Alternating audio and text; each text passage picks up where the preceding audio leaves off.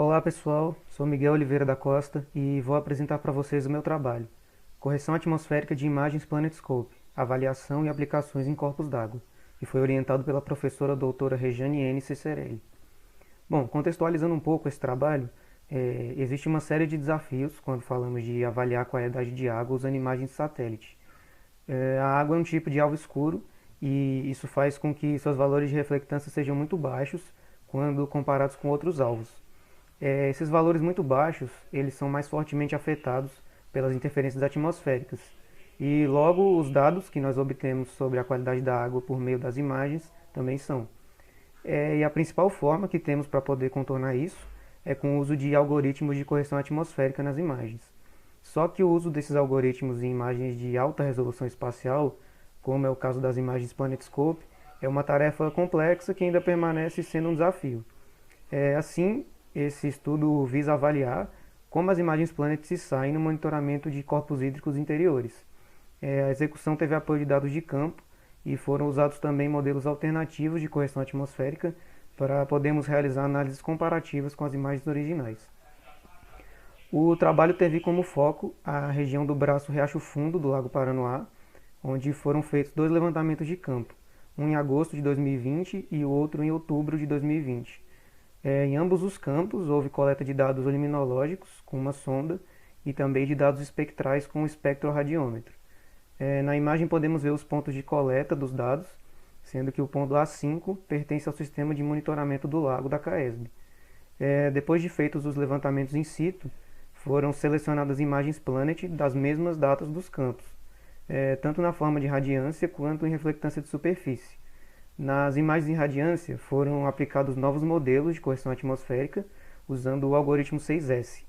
E por fim foi feita uma análise comparativa entre as curvas espectrais de campo e as curvas dos três tipos de imagem, ou seja, as imagens em radiância, reflectância de superfície originais e reflectância de superfície geradas. Bom, aqui podemos ver algumas das curvas espectrais resultantes.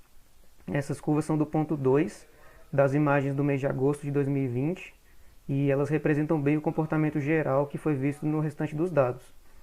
A curva de campo, como nós podemos ver, mostra que os valores mais altos de reflectância estão na região do verde, com o vermelho e o azul tendo valores um pouco mais baixos e o infravermelho próximo com os menores valores entre essas quatro bandas. Já nas imagens em radiância, temos valores mais altos na banda do azul e eles seguem diminuindo conforme nós aumentamos o comprimento de onda, passando pelo verde, pelo vermelho e chegando até os valores mais baixos na banda do infravermelho próximo.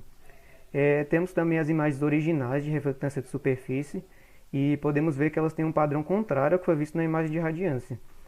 Os valores mais baixos são os da banda do azul e eles seguem de forma crescente ao aumentarmos o comprimento de onda, sendo o NIR a banda com os valores mais altos. E por fim temos a curva espectral da imagem com a nova correção atmosférica, que foi feita usando o algoritmo 6S. Nela podemos ver que a reflectância mais alta está na região do verde, seguida do vermelho e do NIR, com a região do azul ficando com os valores mais baixos.